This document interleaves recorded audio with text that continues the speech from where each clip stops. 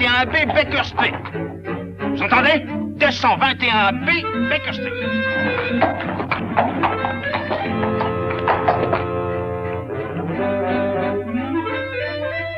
Et vous êtes un idiot en plus. Bon.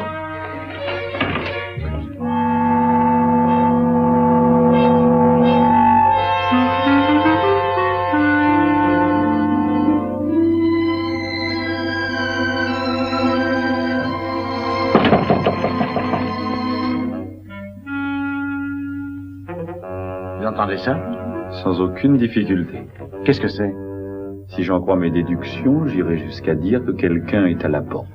Ah. Eh bien, Watson, vous n'allez pas voir qui c'est? Oh, oui, j'y vais.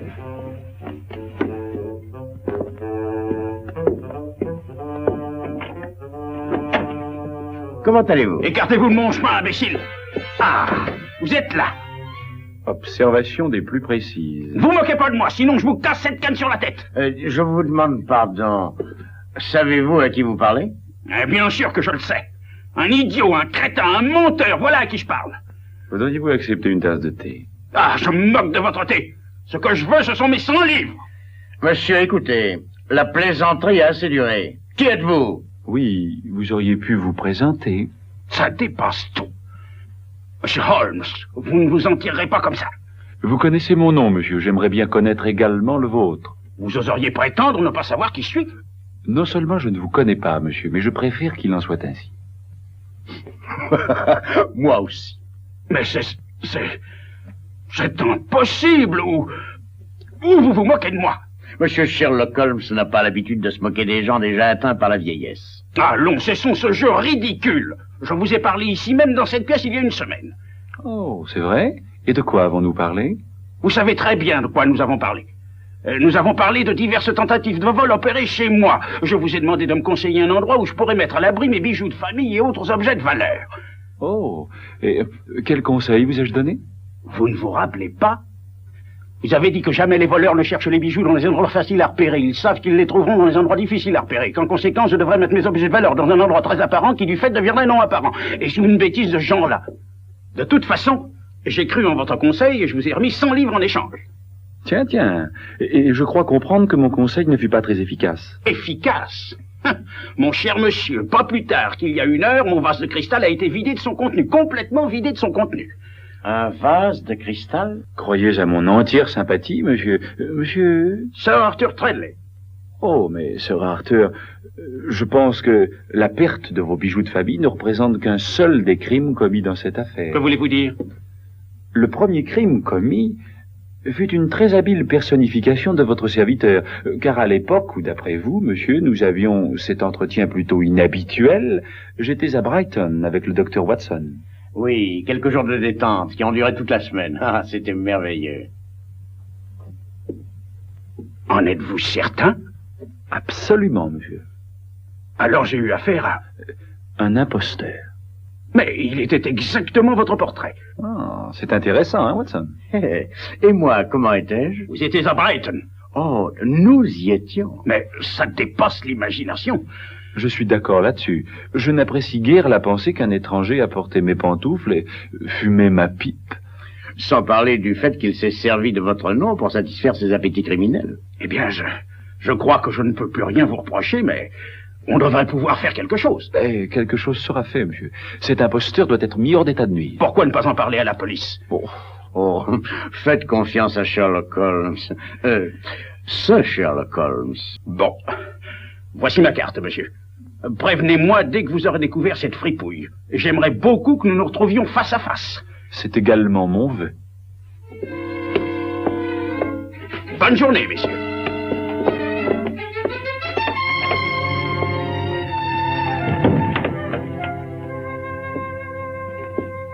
Ah ça, quel toupet, quelle impudence, venir s'installer ici et prétendre être Sherlock Holmes. J'étais en train de penser au vase de cristal, Watson. Alors, je dois dire que mon alter ego a une certaine audace, en tout cas. Il revient.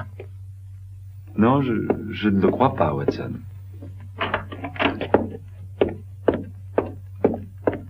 bonjour, inspecteur. Lestrade. Holmes! Holmes. Je suis devenu la risée de Scotland Yard. Non, je suis désolé d'entendre ça. Ah, ça oui, vous pouvez l'être. Quand je pense que sans vous, j'aurai le plus adroit de tous les voleurs de bijoux, là, dans le creux de ma main. Ah, et aussi le plus habile des imitateurs, sans doute. Hein?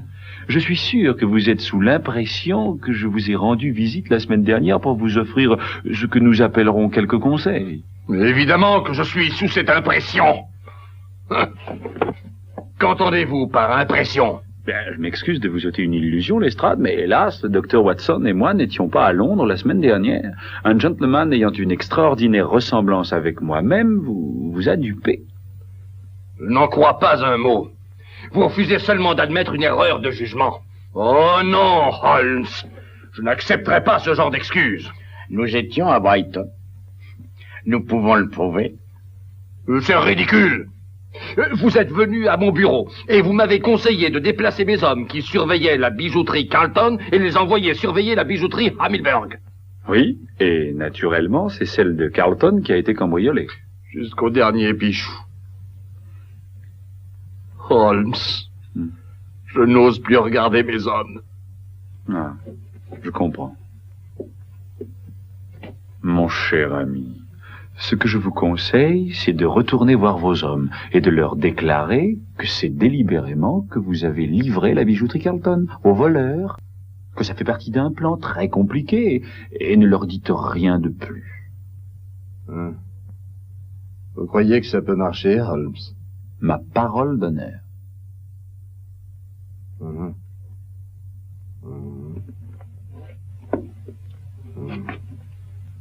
Ah, je vais faire ça, Holmes. C'est ce que je vais dire aux hommes. Ça va sûrement leur emboucher un coin. Vous allez devenir une vraie énigme pour eux. Oui. Merci, Holmes, merci.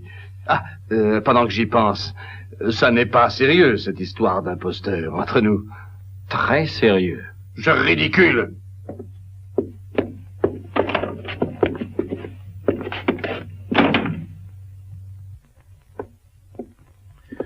Holmes, ça va de mal en pire. Chaque minute, je tremble à la pensée d'entendre encore frapper à la porte. Non, je crois que notre homme en a fait assez pour sa semaine. Pas vous, Watson? Oh, je l'espère. Mais qu'allons-nous faire maintenant? Eh bien, pour prendre un imposteur, dit-on, il est nécessaire d'appâter le piège avec un morceau de fromage factice. Hein? Écoutez, Holmes, devons-nous poursuivre cette comédie ridicule? C'est indispensable. Mais je me sens dépourvu de dignité. La dignité n'est pas notre but, Watson. C'est la justice et la vengeance. Mais jusqu'à quand allons-nous attendre? Jusqu'à ce que notre homme nous rende visite. Écoutez, nous avons déjà reçu des douzaines de diplomates et de reporters. Êtes-vous sûr qu'il n'était pas parmi eux? Tout à fait sûr, Watson, mais je reste persuadé qu'il viendra nous voir avant bien longtemps. Tôt ou tard, il voudra faire la connaissance du fabuleux Maharaja de Gandoura, et sans parler de son fabuleux trésor en joyaux. Eh ben, je préférerais n'être encore que le docteur Watson, tout simplement. Monsieur Adley Bellingbroke, des petits londoniens exotiques, désire une audience de son Altesse le Maharaja. Très bien, dites-lui d'attendre un moment. Tout va bien, Watson?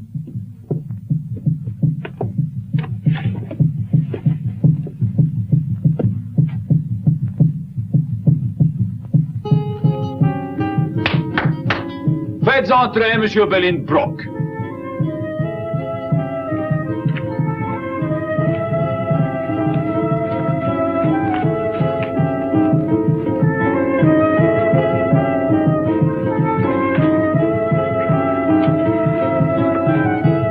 Je suis Afantur Mahal, grand vizir du Maharaja. Vous êtes le bienvenu. Je suis très honoré. Veuillez me suivre.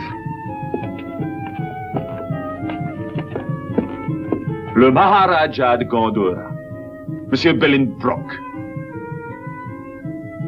Voudriez-vous exposer le but de votre visite? Oui, je voudrais une interview du Maharaja pour mon journal.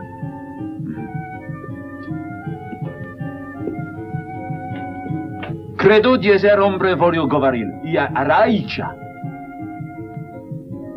Nous accordons l'interview. Posez votre première question.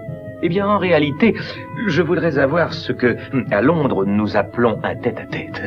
Et naturellement, je sais que tous mes concurrents ont déjà rapporté le fait que le Maharaja nous honore de sa visite, mais tout cela reste dans le domaine officiel. Aussi, je préférerais avoir un entretien, disons, amical. Très intéressant, c'est très intéressant. Nous accordons l'amicalité. Oh, merci. Altesse, la population de Londres a beaucoup entendu parler de vos bijoux. J'aimerais que vous me disiez la valeur qu'ils représentent. Par faveur spéciale, nous vous le dirons. Les bijoux du Maharaja représentent une fortune dépassant 1,5 million de livres. Merci. Et est-ce que le Maharaja consentirait à révéler les mesures de protection qu'il emploie contre les voleurs? Le Maharaja a engagé 30 hommes dont le seul travail est de veiller sur ses biens. Très intéressant. Oui, mais ce n'est pas la peur des voleurs qui trouble le Maharaja. Oh, pourrais-je savoir alors ce qui trouble le Maharaja? Monsieur Bolingbroke, nous sommes placés devant une situation très délicate. Hein? Pouvons-nous vous faire confiance? Oh oui, je sais me taire. Eh bien, la vérité, c'est que le Maharaja a une fille qui est tombée amoureuse d'un jeune Anglais. Si je m'attendais à ça. C'est pourtant la vérité. Et nous sommes assaillis par le doute. Le doute? Oui, nous voudrions savoir si ce jeune homme est réellement sincère, ou si, au contraire, il n'est qu'un chasseur de dot. C'est que pour bien des gens, 1,5 million de livres est une fortune. Oh, ça pose un sérieux problème. Ah, très sérieux. C'est pourquoi nous voudrions vous demander tout à fait confidentiellement si vous pourriez nous recommander un détective privé qui pourrait se charger de mener discrètement une enquête sur le jeune homme, sa moralité, sa famille, son passé. Avez-vous entendu parler de Sherlock Holmes? Sherlock, comment? Non. Ce nom nous est totalement inconnu. Je vous assure, monsieur, que cet homme est un maître dans ce genre d'affaires. Alors peut-être est-il celui que nous cherchons. Je suis sûr qu'il sera enchanté de vous aider. Cependant, il est très occupé. Je ne puis affirmer qu'il pourra s'en occuper immédiatement. Oh, ouais, hein. Vous pourriez peut-être lui en glisser un mot et le persuader de nous accorder une entrevue. Oh, certainement. Je vous préviendrai du jour où il sera en mesure de s'occuper des problèmes du Maharaja. Son jour et son heure seront les nôtres. Vous nous avez été d'un grand secours, et déjà vous avez allégé le poids de nos soucis. Vous trouverez en Monsieur Holmes l'homme qu'il vous faut. Il n'y a aucun secret, si important, si intime soit-il, qu'on ne puisse lui confier. Oh, parfait, parfait. Comme nous disons chez nous, un homme qui sait se taire est un homme à qui on peut parler. Oh, c'est une grande vérité. Et maintenant, puis-je poser au Maharaja une autre question? Oh, plus tard, le Maharaja est fatigué par l'interview. Le Maharaja vous souhaite une bonne journée. Ah oui, oui, naturellement. Votre visite a été un plaisir pour nous tous. Au revoir, Monsieur Bolingbroke.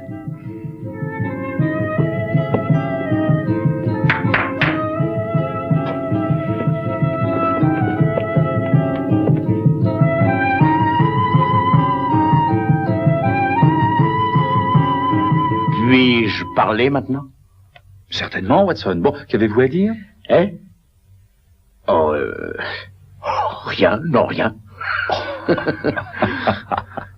Écoutez, Holmes, pourquoi toute cette histoire fantastique à propos d'une fille et d'un jeune Anglais? Oh, enfin, voyons, vous avez compris que ce monsieur Bolingbroke n'appartenait pas à la presse. Oh, il m'a fait une bonne impression.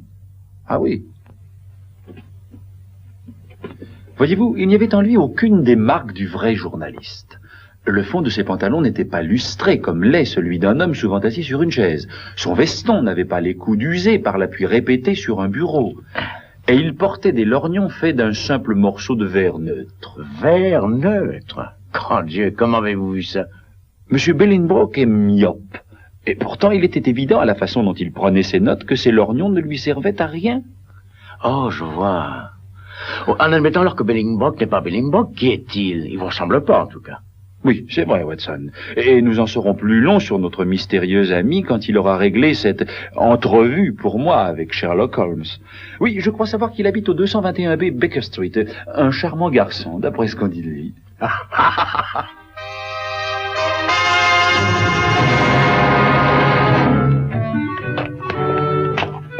Cocher? Un instant, Holmes. Vous avez bien dit que nous ne faisions que semblant de quitter la ville. Oui, c'est exact. Dites-moi alors, où allons-nous réellement? Eh bien, nous reprenons nos chambres à l'hôtel où vous changerez de vêtements et redeviendrez le silencieux et richissime Maharaja de Grandura. Oh.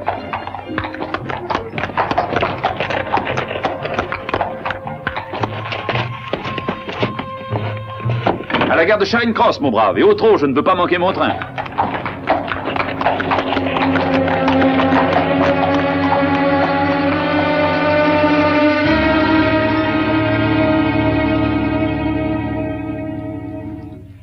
Jamais je pourrais m'en sortir. Oui, je vais vous aider. Monsieur Bellingbrock est arrivé. Ah, faites-le entrer.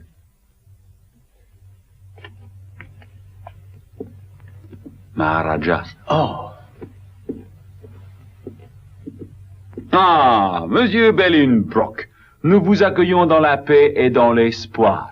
Je pense que votre espoir est justifié. Donc, vous apportez de bonnes nouvelles. Oui, excellente. Nous avons eu beaucoup de chance et Monsieur Holmes vous attend ce soir. Splendide. 8 heures conviendrait le mieux à son Altesse. Je suis sûr que ça conviendra à Monsieur Holmes aussi. Nous débordons de bonheur, Sahib. Mais au fait, où donc ce Monsieur Holmes habite-t-il? Son adresse est 221B, Baker Street. Baker Street. Ah, est-ce que Baker ne veut pas dire boulanger en anglais? Oh, oui, c'est exact. Mais cela n'a rien à voir avec le genre de la rue. Curieux nom quand même. Mais néanmoins, nous y serons à l'heure convenue. Bonjour, Monsieur Bellingbrock. Holmes, si c'est l'idée que vous vous faites de la plaisanterie, notre vieille amitié est finie. Sans parler de ma carrière au Yard. Je vous donne ma parole, Lestrade, jamais je n'étais aussi sérieux. Quelle garantie voulez-vous de plus? Je sais. Eh bien, il y a que ça paraîtra invraisemblable de pénétrer comme ça chez vous et d'arrêter Sherlock Holmes. À 8 heures ce soir. Mais supposons qu'il ne soit pas là. Supposons qu'on fasse irruption, armes à la main, et que l'appartement soit vide. De quoi aurais-je l'air devant mes hommes? L'air d'un imbécile, je dois l'admettre. Voyons, Lestrade, l'imposteur se sert de notre appartement parce qu'il croit que nous avons quitté la ville. Oui, oh, je sais. Ça va vous faire une publicité formidable, Lestrade. Votre nom va être sur les lèvres de tous les hommes, femmes et enfants de Londres. Tous les hommes, femmes et enfants, hein? Très bien, c'est d'accord, Holmes. Je ferai ce que vous voulez. Wilkins. Monsieur. Dites à NC et à Claiborne de se trouver ici à 7h30 ce soir. Oui, monsieur. Vous ferez bien d'y être aussi. Bien, monsieur. Une chose encore, Wilkins. Si quelque chose tourne mal ce soir, vous savez à qui la responsabilité en reviendra. Pourtant, si j'ose dire, monsieur, vous êtes déjà assez mal engagé. Oh.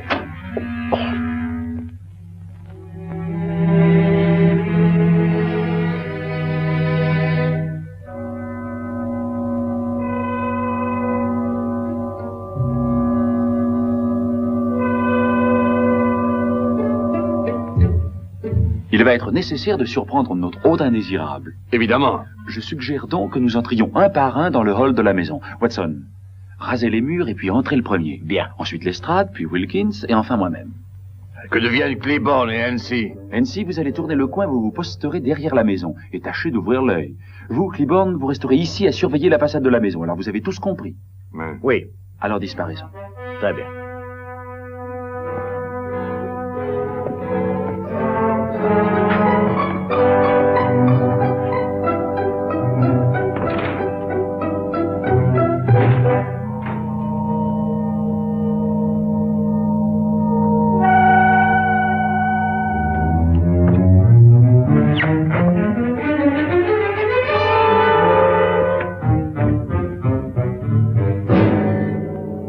Bonsoir, monsieur.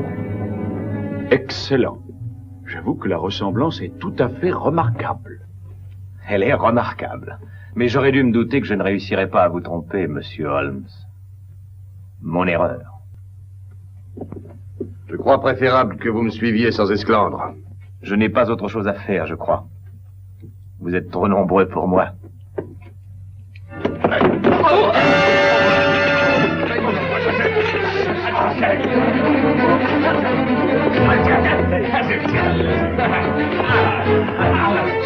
Imbécile, c'est moi! Oh, pas question, on vous tient et on ne vous lâchera pas. Lestrade, Watson, il va s'enfuir. Vous laissez-moi me relever. Eh oui, pardi, vous donnez une chance de vous échapper. Je vous demande pardon, messieurs, mais je crois que vous êtes assis sur le vrai monsieur Holmes. Qu'est-ce qui vous fait croire ça, Wilkins? Eh bien, s'il est l'imposteur, où est le vrai monsieur Holmes? C'est évident, bande d'idiots. Le vrai Holmes ne se serait pas enfui, alors il y en aurait deux. Oh mon Dieu, il a raison. Oh, ça, je suis vraiment désolé. Ce n'est pas le moment de pleurnicher. Venez.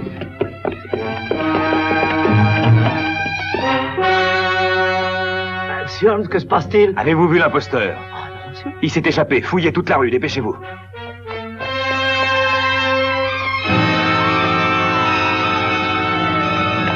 Ah, ne bougez pas. Claiborne, vous devenez fou?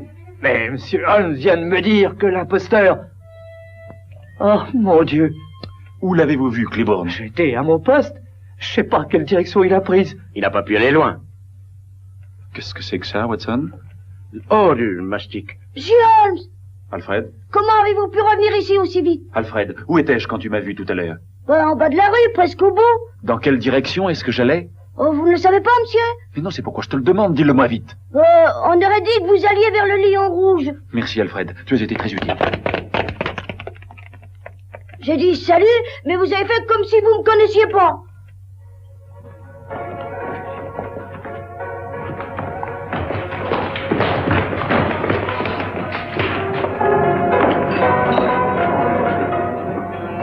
Restez ici, Lestrade. Je vous appellerai si c'est nécessaire.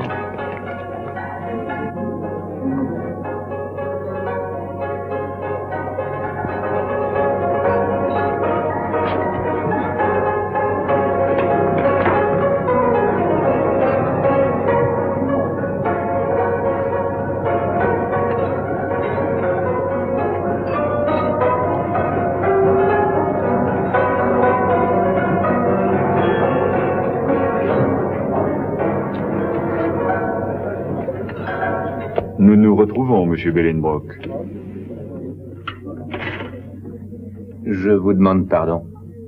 Réellement désagréable, ce mastic. C'est vrai, ça reste collé partout, aux mains et aux manchettes. Non, non, je ne vous conseille pas de faire ça, ça ne vous rapporterait rien de vous enfuir encore.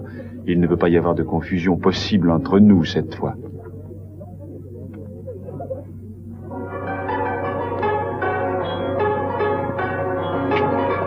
Le voici, Lestrade. Mais qui est cet homme? Bien, c'est plutôt difficile à dire. Quelquefois, il est un certain monsieur Bellenbrock, et d'autres fois, un certain monsieur Sherlock Holmes. Mais toutes les fois, il est indiscutablement un maître de la mimique et du déguisement. Holmes, êtes-vous sûr de vous? Je ne voudrais pas commettre une autre erreur, vous savez. Je n'ai aucune crainte, Lestrade. Fouillez-le, et vous trouverez sur lui le mastic avec lequel il remodèle les traits de son visage. Et si vous vous en donnez la peine, vous découvrirez aussi qu'autrefois, il a certainement exercé la profession d'acteur.